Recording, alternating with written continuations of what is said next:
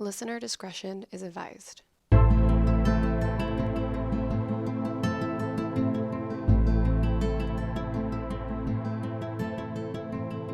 everyone, welcome back to the I Should Totally Be Dead Right Now podcast, where we tell true stories of survivors of true crime, natural disasters, and everything else in between. How's it going, Michelle? It's going fucking good. Yeah, it's going great. We have these delightful pineapple margaritas. Suggestion by Leanne. Thank you, Leanne. Yes, thank you. They're super good. Very good. And it's still morning, so I actually haven't had breakfast yet. So okay, it's noon. Okay, well, so fuck yourself, Caitlin. It was morning when I showed up. I guess it was only like 11, but whatever. Yeah. 11:20. We don't need to get into the details of it. But they're really good because they're fresh pineapple. So what's in it, Michelle? It is... Okay, I can do it. Yes. So we made a giant picture of it. Yeah. And it's not so giant anymore. I think we're down to like the bottom third. Yes. But it's 3 cups of pineapple juice, which we actually only ended up doing maybe 1.5 cups to 2 cups. Mm-hmm. And then we added fresh pineapple on top of that into the blender. Ice, obviously, a little bit of orange juice. I think it was like 1 3/4 cup orange juice, a couple ounces of fresh lime juice, a cup of tequila, and a cup of triple sec. Yeah. You pour it all into the blender, you whir it up, and you have this delightful concoction that tastes of pineapple and tequila. And hopefully your blender can fit all of that in there. Our struggle, it was like pouring out the top and the whole thing. But we made it work. Yeah. We made it work. And it makes a whole picture. So please enjoy because summer's just maybe a few months away. Please enjoy with friends. Yeah, not by yourself or with just good 2 Lord. people. But thank you, Leanne, for the suggestion. Yes. It was delicious. And thank you for listening as well. Yeah, that's right. All right, cool. So she's taken one of the puppies. Oh. Leanne is taking one of the puppies. I don't know how I'm going to give up any of those motherfucking puppies because I love them all. You're going to have 2 of them pretty much at your house. That's true. That's why, because my mom is getting one and she lives on the property. So that puppy will be around all the time. Thank God. So she'll probably get whichever one ends up being my favorite puppy. She'll get that one because I want to snug that little face as much as possible. And then we have a friend who comes over and does some work at our house, and he will be bringing his as well, and I'll be able to snug that little face also. I love them so much. God, this morning. So Charlie, of course, Mama, she always sleeps with us at night, and she hasn't been able to because the new puppies. And so we have this like little wading pool in our living room, and so she sleeps in that. And this morning she was like crying big time, like all this like really high pitched whining and things. And then she jumped up onto our bed, tried to make a little nest, and then jumped back down to the pool and like start crying again. And I was like, I feel like it's clear I'm her mama. Of course I know her mind completely. She wants those damn babies up onto the bed with us. So I helped her out. And we had a giant love fest on our bed with all these puppies and dogs, and I was in heaven. You guys were just cuddling? Yes. So cute. Oh my God. I had a little puppy like just in the crook of my elbow, just sleeping. And they're to the point now where they're just... You can tell they're trying to open their eyes. Because you see like a little slit of eyeball and then they sort of fall asleep again. Adorable. They have such a tough life, you know. All this eating and growing and cuddles and... Oh, goodness. I just love Maverick, who's daddy, is just... Maverick, who is dad. That sounds better. Daddy just sounds kind of weird and gross. Anyway, he is just a major part of it. It's so adorable. I love it so much. Oh, my God. And then there's Goose. No, there's fucking Goose. Oh, my God. So, Goose also got up onto the bed with us. Oh, my gosh. He's fucking giant. He's an Alaskan Malamute. Alaskan Malamute, yeah. And we put one of the puppies, like, kind of near him. And he... hauled ass like off that fucking bed so fast. He's like, no, thank you. I don't want these rats around me. Please, no. I'm not a father. He's so funny. They're gonna live a nice cushy life. They are gonna live a nice fucking cushy life. All right, enough about puppies. Yes. Okay, there can be never enough about puppies. That's true. No, but listeners. But get to your story, I guess, Caitlin. Ugh. Boring. I know. All right. This story is about Dwayne Meadows. Dwayne Meadows. I just like the last name Meadows. I don't know. Indeed. It's a little calming. So Dwayne is a marine biologist. Can I ask you a quick question Okay. before we start? Uh-huh. Did you like your name growing up, Caitlin? Or did you wish that you had a different name? I wish my name was Summer or Holly. Oh my god, that's so cute! Do you want to know what I wished my name was? What? Diane. Because I had a friend who was named Lindsay Diane. I was like, oh, how did she get such a glamorous name? Diane. I could Now not see I'm you as a like, Diane. Oh, Diane. Yeah. But yeah, I thought that was like the prettiest name. And That's what I thought so too. Oh, why no. did I get dumb Michelle? I and also loved Leslie. Leslie? Yeah, Oh, I isn't that love what you want Leslie. to name a baby should you have it? If I ever, yes, but guess who's not a fan? This one out here. Fucking Nicholas. Nicholas. I'm sorry. Okay, back to Mr. Meadows. Yes. So he is a marine biologist, and he actually got his degree at Oregon State University. Oh, hot damn. Yeah. Okay. So, hey. So he's also a seasoned diver. And so Alright. he went to the southwest Thailand in 2004 to spend the holidays. Okay, so is he planning on doing some diving in Thailand? Okay. Yep. So he's alone, but on Christmas Day, he was at the Similan Islands Marine National Park. Okay, that And sounds nice. that evening, he returned to the coastal village, and that's where he met a German tourist who is also a scientist named Carolyn. Oh. Caroline. What do you say? Carolyn? Caroline? I say Caroline. Okay. If it's, well, let me see how it's spelled. Yeah, I think it could be either way, Okay. Carolyn or Caroline. Sorry, lady. That's Sorry, lady. hella rude. I was... So Oh, They Leanne, goddammit, and these margaritas. they both love diving, so they actually got to chatting and decided to have a Christmas dinner together. Isn't that Oh, cute? that is cute. And they also planned to go snorkeling together the next day. That sounds fun.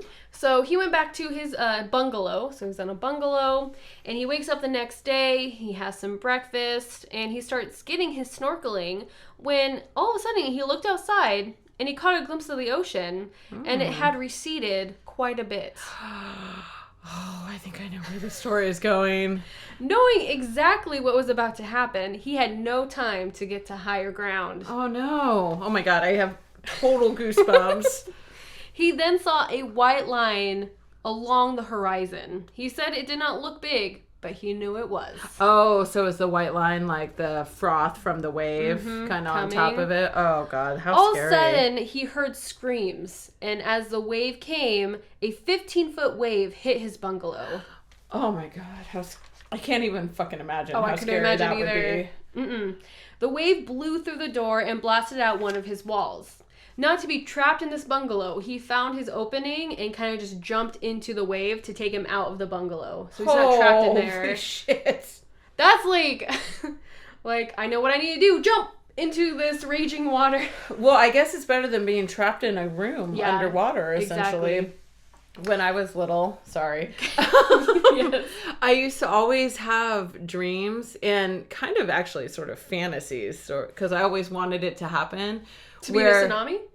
No, Oh. not quite. But where, I would close the bathroom door and just fill the entire bathroom up with water. And so I could swim around in it. That's cute, though. Or, somehow if I could fill the entire shower up with water, Uh-huh. I could swim around in it. I was always looking for opportunities to swim. All So right. That's cute, though. I would have been down with probably a flooded house because then I could swim around in it. Even though it's wildly dangerous and not recommended. Agreed.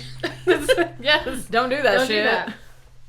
So, since the water was so fast, his body was spinning out of control, and it felt like his arms and legs were ripping out of socket. Oh my gosh. Heavy debris was also just hitting him. He was finally able to get control and kind of swim, and he's still underwater. But the water was so dark, he didn't know which way the surface was. Oh, So he how didn't know which way to scary. swim. Right? Isn't that so scary? Well, and you've been tossed around so much Yeah. that you're disoriented as well as being dark. Exactly. Which way do you go? You don't know which way direction to go. My understanding is, and I don't know if this was even remotely possible in a tsunami, is that you should sort of take a pause and watch your breath go. Because Oh, if you you see like the breathe bubbles. out just a little bit, the bubbles, you can see which way they're going and you should follow them. Damn, girl. That's my understanding. That's So, a great idea. I didn't even think of that. But I think because the water was so dark, he couldn't see. He probably, yeah. Well, and just That's so a good filled with idea. debris and Yeah. moving At all fast over the speeds. place. Yeah. It's probably hard to just take a beat and watch my bubbles go up. You know? Now, a full minute underwater, he began to panic and was running out of oxygen and strength. I would have started to panic about 5 seconds. Yeah, exactly. Or not 1 minute. Good God. Good job. Dwayne felt that he was sure about to die and just started to say his farewells in his head to his loved ones. Oh, I know, sad. But actually, he broke through the surface and he just gasped for air. Oh. I'm having a hard time breathing again. So he began to look around just to see any type of landmarks, just to get his bearings to see where he has traveled to. That makes sense. But what he couldn't see really anything, but what he did see was a pool noodle. And Interesting. Yeah, he grabbed that right away just so he can try to keep afloat for anything. Well, because those pool noodles are great because you can actually like sort of just sit in them and they'll keep you buoyant. Exactly. But he's still being pushed fast. Dwayne knew not to struggle because there's no point. He just need to relax and follow the current. Just let the current take it where it Exactly. will. The raging water hurled Dwayne into a coconut palm tree, and the Ugh. sharp fronds of the leaves were slicing into him. And so he tried to just protect his face Oh my God. from all these cuts. Knowing the size of these trees, he knew he was about 40 feet high. So he's up at the top of the... Yeah, trees. Oh my God, the coconut tree. That's Yeah. insanity. Isn't that crazy how big these waves are? I can't even imagine. Like, how do you even figure out where the fuck you are as you're hitting treetops? Exactly, Oh right? my gosh. Okay, so, Yeah. being cut up by the tree's debris, Dwayne slammed into a tree trunk, and it was his left side, and he instantly sprained his hip, knee, and ankle on the left side, and he lost his pool noodle. No! Not the pool noodle! I know. What is he gonna do now? The wave was finally starting to slow down, and Dwayne saw a large plastic thing floating. He was not picky, so he was He's just like, fuck it, that floats. yeah, if it floats, I'm grabbing it. That's my new boat. What it was the bottom half of a mannequin. How bizarre. I know, right? So he quickly swims to it and gets, a hold of it. So again, he is now starting to look for landmarks. And what he notices is these large rocks. And he recognizes these rocks because they were at the shoreline. So now he is a quarter mile out into sea from the shore. Oh, shit. Right? I thought you were going to be like, it was these big rocks that were part of a monument in the middle of the town. Nope, it drove him back out. He's out. Oh. A quarter mile. That shit is scary. So I mean, this whole situation is scary, Right? but now you're out to fucking sea. Oh, God. Okay. knowing with tsunamis, he knows there's going to be a second wave coming. So I didn't even realize that, but I guess so. Usually That there's makes a sense. second wave, yeah. So he just starts to swim as fast as he can to shore. But Dwayne is fucking tired. Yeah, and he's no shit, man. injured. And so he is holding onto this mannequin, just trying to get to shore as fast as Just he can. trying to fucking stay alive. Oh, his poor little feet are probably kicking like crazy. Oh. So as he's making his way, he's passing cars, whole buildings, Oh and my even a God. bunch of bodies. Ooh.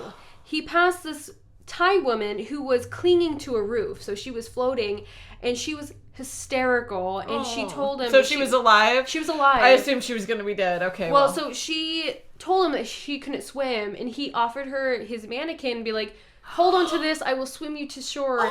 And she's in shock and hysteric, and she can't move. She's like, no, I can't. He's like, please, there's a second wave coming. You have to come with me. He like was pulling on her arm, and she just wasn't couldn't. having any part of and it. he had to make the decision just to let her go. Oh, I'm I gonna wonder cry. if that woman is alive or dead now. He says that was the most painful memory of that, was leaving her not knowing if she's gonna live or die. because he thought he could save her, but he went to a point where you're like, I have to save myself, right? Like, no, it's true. Well, and especially in water. I mean, because you have the other person struggling, you're just gonna have to work so much harder to keep your own head above water. Exactly. Oh, God. That's so sad. Like, I know. I'm almost tears.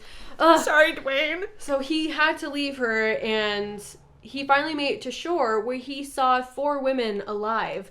And that kind of brought him out of the despair. Like, he went into, I need to save these other people. Oh. So, I know, right? The fucking human spirit. Oh. God damn it. I hope everyone's crying at home. Because we're fucking crying here. So they all scrambled up, and all of them were injured and tired, but they had to make their way up this hill. Before they got slammed by the second wave. Exactly. Oh so my they were God. all helping one another get up this giant hill. I know. They finally made it to the top, and the second wave hit. Oh, they God. were so lucky because the wave was just about a dozen feet away from sweeping them again. Oh my God. Ugh. That's so close. Right? So they're now surrounded by water, debris, cars, buildings, yeah. bodies, as you said. So this earthquake and the earthquake actually that hit Japan in 2011 were both caused by subduction of a pair of tectonic plates deep underwater. Oh, so an earthquake way underwater happened and... Yeah, so pressure builds up over centuries as the lower plate pushes under the edge of the top plate and downward into the Earth's mantle. As it moves, the lower plate compresses the leading edge of the plate above. When the pressure becomes too great, the upper plate snaps towards the surface. So hopefully that makes sense. So it's kind of like grinding. Yeah. We're not grinding anymore. Now I'm fucking done here and I'm going up. So this earthquake estimated at magnitudes of 9.1. Oh my God. Which is the equivalent of over 100 million times the energy of the Hiroshima atomic bomb. Wow. And we all know how much fucking damage that shit did. Yeah. With this earthquake and tsunami, this killed about 225,000 people. God. That's a lot. That is a lot. Oh my God. So Dwayne and the girls actually made it to some shops that were not damaged. They were high enough. And these shopkeepers came out with water, gave them emergency supplies, and they kind of made a makeshift shelter for survivors to come to. So Dwayne was trained in first aid. Oh. So not kind of looking at himself, he was starting to help other people. And he saw people in shock, crying, injured, and looking for missing family and friends. Oh, God. Well, I hear that is often one of the, more productive ways to process a trauma is actually to help other people. Right. And it helps sort of lift you out of the trauma, Right. I guess, for lack of better words. Kind of distracting yourself from what's and it's to like, yourself. and now I'm just helping, and it sort of gives you a sense of purpose beyond this despair of everything around you. Right. Absolutely. Oh my God. So over the next few hours, 1,500 people made it to this to a resort, which was a makeshift shelter now. Dwayne counted over 120 cuts and gouges on his body. Oh my God. Like, still, his left side was still sprained, and he had a back injury that would require him to get cortisone shots for years to come. I hear those cortisone shots are hella painful, but then the relief is Better? much better. Oh, okay. Yeah. Well, that's good at least. But still sucks. Yeah. While Dwayne was also helping people, he was actually gathering paper and pen and had people get names so they can post it on a board so they could find their loved ones as they were coming in. God. I'm not crying. Jeez. Oh. He even helped a 10-year-old boy who was not breathing. This boy had a 2-inch hole that went through his entire chest cavity. Acting fast, Dwayne smeared silicone gel that divers use to seal their cameras and such when they go underwater. Yeah. And he put that around the edges of the bandage, pressed it on the boy's chest, and held it there until it sealed, pretty much so he could get air into his chest. Because if there's any holes, air can escape and he can't breathe. Oh my goodness. So smart thinking. Right? Holy shit, I would have never come up with that. I like to think I would, but I'd be like, I didn't have first Sad. aid training. I could do CPR. That's pretty much where my Stand qualifications. alive. Stand alive. Ooh, ooh, ooh. Yeah. That's So what I know. finally, a rush of air entered the boy's lungs, and he was able to breathe. Oh my goodness. Good job, Dwayne. Right? So by midnight, there were more survivors that came, and there was a hospital about 15 miles away. So Dwayne was able to make it to this hospital. When he finally made it to the hospital to get more help, supplies, he actually collapsed because he was doing Was just so much. exhausted and had his own injuries, and Mm-hmm. oh my goodness. So he was taken by plane to Bangkok and contacted his family and friends. Oh. So he did all he could. I mean, he did above and beyond. Yeah, There. that sounds correct. So Dwayne actually found out that Caroline survived. And they had an emotional reunion in Germany in March of the next year. Oh, I have an emotional reunion for them as well. They even went around to visit other survivors, such as the young boy who had the hole in his chest. Oh my goodness. When they visited him, he was nearly recovered from the worst of his chest injuries, so Oh, he that's was good. doing well. Since then, Dwayne has returned 4 times to help the restoration of that place. Oh my goodness. Yes. He could not avoid the nightmares or flashbacks of seeing the bodies in the trees that the ocean carried. Yeah, I imagine there was a lot. Yes. Well, you have 225,000 people die. There's bound to be a shit ton of bodies. Yeah. Oh my God. He would revisit the spot where his bungalow used to be, and he always looked for that woman he could not save. Oh, God. Jeez. Thank you, Caitlin. Why don't you just stab me in my heart next time? Oh, I know. So since 2019, Dwayne hopefully got his last cortisone shot in his spine. He think that should be it. He still stays in touch with the other survivors. Oh. And he says that they tell you that's the best thing you can do is keep talking about it. Like, it's not something to forget. It's something to talk through and... Well, there's probably a lot to be learned. Exactly. I mean, I would have never thought to do half the shit that he did. Well, he talks about his experience publicly, and he also talks about the increasing urgency about how unprepared a major tsunami America would not be prepared for. Well, and they're talking about, like, in Oregon is a huge spot for it. I know, right? And it's so scary because my sister lives on the coast. Yeah. So I'm like, you better have a fucking plan. 'Cause You need to get the fuck out. exactly. Get that raft and have it already filled and ready to rock and roll. Yeah. So Dwayne wore a t-shirt during that time, and it was still on him. And that shirt is now displayed at the Pacific Tsunami Museum along with his story and pictures. Where's that shirt on display, do you know? The museum is in Hawaii, Ooh. Maybe I'll go visit. right? Me That too. sounds interesting, optimal, right? yeah. It sounds sad though. It is like Yeah, are you fucking kidding? yeah, for sure. So okay, a little personal story. Oh, okay. So my friends and I every year we used to go rafting every year, and this one rafting trip it was a little rougher Than than normal? yeah. But so we always had someone ride on the front during the rapids because it Is was that fun. like the instructor or No, just it a was just friend of us. yours? Oh, you guys are fucking Yeah, crazy. it's just us. I'm like, where's the professional? It's not like huge rapids, but I mean there is like 2 areas that it gets pretty, A little rougher. you have to, maneuver. But we would maneuver and someone would sit at the front so they can like hit the waves and they usually fall backwards.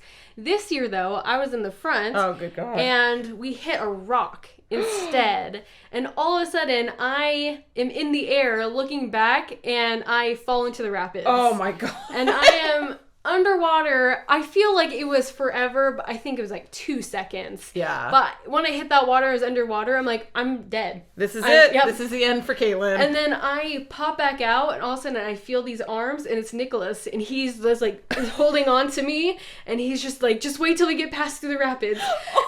And I'm like, I'm gonna go out there and hug him.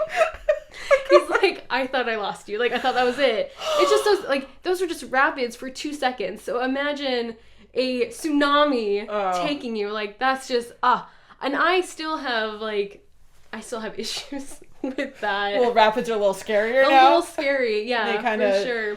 I Took was just, a turn towards the more real. exactly. Well, because I was lucky. I scraped my leg against a rock. That was the worst of it. But I could have hit my head. I could have, Yeah. So, Oh my goodness. but yeah. So that was my rapid thing. So again, I couldn't even imagine a tsunami. Hard pass. So good job, Dwayne. Like, you went above and beyond. Yeah, he did. Anything I could even fathom. Have you seen, now I can't even think of the name of the show, Unsolved Mysteries. No. And there's an episode about the Japanese tsunami. Oh, really? Yeah, it's very interesting. I've seen footage from that, and that's just terrifying. Like, no, there was a town, and that entire town is completely gone. Ugh. It's just bare. It's probably not bare land anymore, but it was at the time. It just got taken down to everything. Well, and what the episode about, spoiler alert, it's coming, was all the dead spirits. So there was a woman that they had on that kind of... She could see dead people and things. Oh. And there was so many spirits that died so suddenly that they didn't realize that they were dead. And so she would be like, because there's a certain, like, they sparkled a little bit or they were a little foggy. There's some, I can't remember exactly, but she could tell the difference between a real person and, or, an alive person and a dead person. And so she would have to be like, hey guys, you're dead. This is what happened. And your home is gone, because they're like, apparently a lot of them are searching for their homes. Oh, I know. My gosh. And the homes are completely gone. Yeah. So that is a very emotional episode. Okay. Well, now we know. My goodness. No, I recommend watching. It's a really very interesting Unsolved Mysteries. Okay. For sure. Yeah. All right. Can you even fucking imagine? No. All right, Michelle. So let's move on to your story. All right. Well, we're going to take a little turn into the weird, if you will. You know me. I like all those weird, kind of funky stories. So, like I said, I think we have a ghost here now, which is spooky. I know. I want to know more about this ghost. Right? And just some lights have just been turning on that should not have been turned on. Ooh. I know. Well, this isn't about a ghost. Okay, what is it? It's about an alien. Ooh, I should have guessed. Okay. So this story is about a former United States Marine, Terrell Copeland. Okay. And I actually found this story because he's part of a sort of a survivors of alien abductions support group that meets. And so he actually drives the farthest to go meet with this group, and they sort of talk about their experiences. And so they can talk to other people because, so often they're not believed, and so they're meeting with people who do believe them and kind of get some validation that this happened to other people. And, so that's sort of where this story started. And actually it turns out that he had also had an episode on UFO hunters. Ooh. So his is case, let me find it. It's like 58130 or something like that. I'll find the actual case number. Okay. But anyway, we'll get into it. So Terrell was in a, and please forgive me, I kind of have the beginning details a little bit funky because they're different from the details that are in this particular article that I have. So anyway, in 2005, he was sort of in this parking lot and he noticed these odd lights in the sky. You didn't say where they were. Oh, I apologize. They're in Suffolk. I know, we had to figure out how to say it. I'm probably still saying it wrong. They're like, bitch, do never come to Virginia. Suffolk, Virginia. Okay. So, and apparently there is a military base close to this. Okay. But this is an area that is a little bit more renowned, is my understanding, for alien sightings. That's interesting. But then a lot of them get like, that wasn't an alien. It had something to do with the military base or something. So a lot of them get disregarded, right off the bat. So he was in this parking lot and he saw this sort of like funky light. And I think it was actually two lights that he saw. And then one stopped moving. And then the second light started lighting up with all kinds of different lights. Oh, like colors or just like colors, yeah. Oh. And so he was like, that's really funny. But he managed to get all this on camera on his cell phone. Whoa. Yeah, so he's like, oh, interesting. So he had this happen and then he just went on with his life. And now in 2007... He didn't think twice about it? Just like, that's weird. I think it was kind of... That was really strange, and, he probably talked himself out of it, as we all have a tendency to do, not trust our intuitions, and then immediately, I had a total intuition thing happen to me. So I went into a grocery store Mm-hmm. and I go and I pick out like a few avocados and I run into this guy. I just see him and I didn't think anything of him, of course. You know, he had a mask on, you know, because it's COVID, Mandatory, of course, yeah. you know, but I got the impression, I was like, does this guy want me to know who he is? Because it just felt like he was sort of smiling in my direction. Ooh. It was weird. It was like, do I know him? Like, signal me. I don't know. It was so weird. So this guy, it felt like he was trying to get my attention. Okay. But I just sort of ignored him. And then I was hustling through the store. And so I'm like running through and I just need one other thing. So I go to the aisle on the completely opposite end of the store. And I'm picking out, I forget what I needed, like some fucking juice or something. Right. And there he is again. And staring at me, and it felt like he was trying to get my attention. But by just looking at me. Right. Not like, hey, Michelle, I know you. Yeah. You know. So I was like, okay.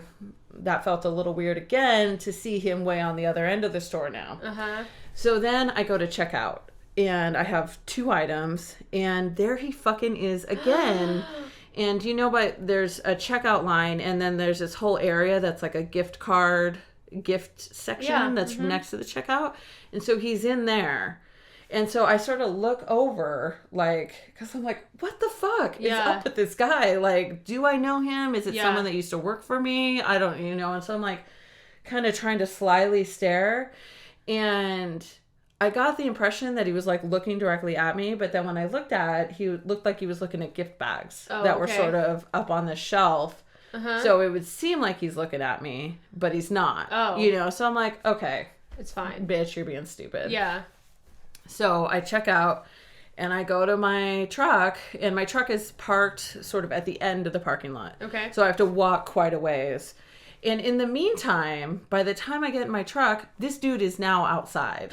And he is like in front of another car where like a guy had just pulled in. And the guy is sort of staring at him like, what are you doing right here? And then I get into my truck and I start it. And he goes back to the front of the grocery store and then just stares at the parking lot as I drive away. Like looking for you? That's what I was wondering. Ew. It was so creepy. Like, by the time I drove out of there, I was like, I should turn a different way so he doesn't know which way my home is. You know, I mean... Oh my God. You just never know. No, I mean, but my gut was like, bitch, you got to get out of this situation. And that's what you listen so to. I jammed out of there. Was or was not, doesn't matter. If your gut saying, like, this is a shady situation, you just got to get out. It was just funky how he was in all these different spots where I was. And I mean, it's like, and honestly, I was like, oh, has he listened to the podcast? Did you know? It's a fame. Nah. Just some creepers. Oh, sad. All right. Back to Tyrell. Okay. Sorry. Anyway, that was my creepy story. Oh, that is creepy. That happened just last week. Okay. So now we're in 2007. So this first encounter was in 2005. Now we're in 2007. Oh, okay, a few years. Yeah. And so he captures more video of this sort of strange orb that has come. He's in his apartment now. And so he just sees a big ball of light that's not moving once again. And then directly across the street from it, about 300 feet above the ground, there was another one that was changing lights, changing colors on its lights. And so he's like, what the fuck? So he immediately pulls out his phone. And actually, I think it's a video camera. Oh. And because ever since the 2005 one, he's been sort of ready to record another one. Oh, absolutely. But at this point, he hadn't seen any. He sees this one, he immediately grabs his camera and films it all. So at the time, though, he recalls feeling as though something was wrong and that he wasn't supposed to be witnessing what he was seeing in the sky. That was sort of his instinctual feelings about it. So he was just like, all right. But then he put the footage online. And that's when he said weird things started happening. Oh. I know. So the first thing that happens, which actually is not mentioned in this particular article, but is mentioned in the UFOs Hunters episode, is a strange man came to see him. And was he in black? Well, that's immediately what I thought was Men in Black. So he came in and sat down with him and he's like, are you ready to hear the truth? And he's just like, well, fuck yeah, I'm ready to hear the truth. And he was like, the aliens are trying to get into contact with you, you know, and the aliens are real and all this is true. And this guy randomly knew all this? Yeah. And he's just like, all right, whatever, you know. So he didn't really sort of actually take too much from that. He thought it was a strange encounter. And he was like, oh, aliens, okay, that's cool. That kind of complies with what I've been seeing in this guy. Well, it's different what the Men in Black would do, because usually you hear stories of like, you didn't They see shut anything. it down. Yeah, exactly. So, I don't know. So, what ends up happening is he is taking a nap one day, and I think this is in 2007. Okay. But I don't know if I have the actual date. That's I apologize. Fine. So he woke up from his nap to the sound of someone trying to get into his house. Ooh. So he hears the doorknob moving and some like scratching at the door. Ooh. And he's like, who is it? And there was no sound. And so he has his weapon, his firearm right there next to him on whatever the little side table is. Bedstand? And so... No, he's in the living room. Oh, okay. So it's like taking a nap. Yeah, and table? It's like, it's right there on the side table. So his thought was to get up, grab the firearm, and go figure out what the fuck is going on with his front door. But he can't move. So he's in some sense of sleep paralysis or something along those lines. So the only thing he can move is his eyeballs. But then he heard a voice through the door that says, you don't need that weapon. We won't harm you. And then he reportedly sees this female come into the room. And he knows it's not quite right because she's got large black eyes. She's wearing like a cape. And it's like kind of one of the grays, if you will. She's got an elongated skull, sort of gray skin, a cape, and big black eyes. So he sort of interacts with her a little bit, and then he sort of wakes up and it was like, what the fuck was that? And then after that, he soon began to experience missing hours. So he would wake up at like 3 a.m. And be like, kind of jump out of bed and like something had happened. And, you know, when you get awoken from a weird dream or something like that, you kind of jump up and it's like, what the fuck happened here? And then he would wake up at 6 a.m. and not understand. He had jumped up out of bed and now he's asleep in bed at 6 a.m. Whoa. And so he can't recount what happened during that time. So he felt like with these experiences, he was like, there's so many other people who are having similar experiences that there's got to be something to it, you know, so what is going on here? So he started to keep a log of all of his notes and everything, and sketches of what he would see during his missing time. Interesting. So at one point, again, he saw the woman who did not have completely human features. She had the typical black eyes that you hear about. She had an elongated skull. She startled him. But the next memory he has is where he's on his balcony waving to a cylinder-shaped ship.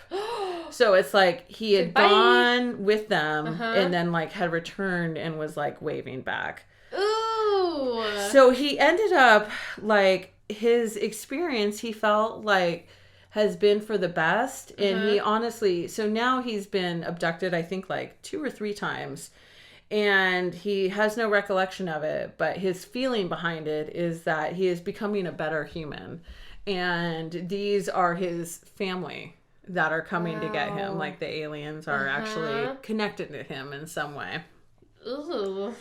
So he feels like someone from above took notice from him and that maybe he's doing something right. And then if I'm doing something right, maybe I can do it better.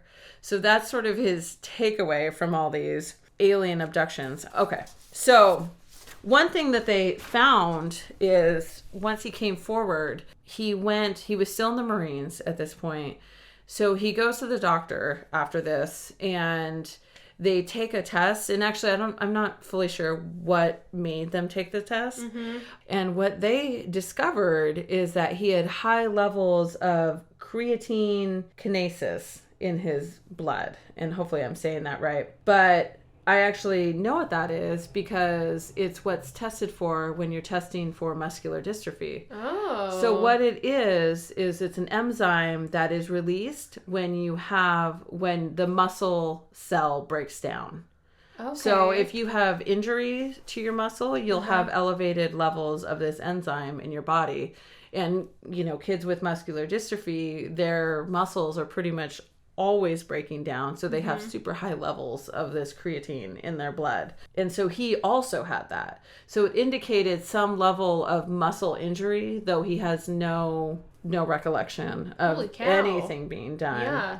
And apparently this is the case often with alien abductions, is they come back with high levels of this creatine kinases in their blood that can be tested for. And so usually it means like some sort of autoimmune disease or something like muscular dystrophy. But in this case, they don't have that. And so they can't figure out why they have this high levels of this creatine in their blood. So he's not affected by this? No, he did get kicked out of the military for it, though. Oh, really? Yeah. Whoa. Because it usually indicates some other deeper problem, but they have yet to discover what that deeper problem, if any, there are. Like, you'll have a lot of it. It's a slightly different type of this creatine. It's like creatine something, not creatine kinases. I apologize. Probably everyone who knows anything about anything medical is like, bitch, you have this all fucking wrong. So take it all with a grain of salt, please. But when you have a heart attack, you get elevated levels of this. So you can tell because there's been damage done to the heart muscle. But it's different than what was found in their blood. Slightly different. So his is like the creatine kinases, and a heart attack has a creatine something else, I think, is my understanding. That's so weird. Yeah, so he was actually let go from the military due to this new autoimmune disease that he supposedly has. That's crazy. But there was another man who had a very similar experience in Lake Erie, around at Lake Erie, and which apparently is also a hotbed for alien. So weird. Like being able to see aliens in that or weird craft in the sky that is unexplained. So he recorded all this stuff from Lake Erie, and it sounded like he had a very similar experience where there's possibly an alien abduction, and then he came back with these high levels of creatine as well. Wow. So I don't know what the fuck it means. The doctor on the show was like, I'm not saying anything more about it. Here's the facts. Yeah, I'm not gonna try to just, figure out or explain why we have high levels, but they're there. So I just thought it was interesting. He still to this day goes to see the support group, and they all talk about their different experiences. But it's like an alien abduction support group? Yeah, it's an alien abduction support group in Virginia. And I guess Virginia is a huge area for spotting alien craft. Why? I don't know if they're just there, or maybe the Marines have, because there's a base there. Or close to there or something. And so they think maybe it's military stuff, but Terrell was already in the military and he already knew all the different craft that the military had there. Right. And so these were not that, so are these super hidden secret craft that come out of, only once in a while? Yeah. Or are they actually alien craft? Alien craft, I feel, is obvious to me. Right? That's true. There's too many stories to show that there is aliens, I say. You can at me at that, but, I 100% agree with you. That's so crazy. So he survived and he's fine, but... Still, though. Yeah, I just thought it was so interesting that they have these both elevated levels of creatine in their body, and... So if you go to the doctor and you have high levels... Maybe you've been abducted. Whoa. No, but that's actually how they test for muscular dystrophy in kids. Is they test for that enzyme in the blood because it is indicating of muscle tissue breaking down. That's crazy. That's interesting. Because both my nephews, both Alex and Marcus, both have Duchenne muscular dystrophy, and they tested Alex when he was like 6, which is way old. Oh, Usually really? they discover it by 3 or 4. Oh, okay. So 6 is pretty old, and so they tested for that enzyme, and he had it, and so it was a big bummer. We were all super upset, of course. Yeah. And then Marcus tested for it at like 2, Oh, wow. and they're like, he doesn't have it. He doesn't have that enzyme in his body. And we're like, Aw. oh, thank God. And we were all super happy. And he's like, you don't ever need to be tested again. It's like, if you don't have it now, he's not going to have it later. And we're like, well, that is fantastic news. And then later, as he became 4 and 5, he started showing many of the same signs that Alex showed, you know, walking on your toes, having big calf muscles because you're walking on your toes and all these things. The same symptoms that Alex had, and then we took him back to be tested, and sure enough, he also had Really? Duchenne. Aww. So we were super bummed, Yeah. but anyway, That's sad. that's sad. they have that goodness. high levels of creatine in Yeah. there. Well, that was an interesting story, though. Yeah, Oh, aliens. You and your aliens. I love aliens.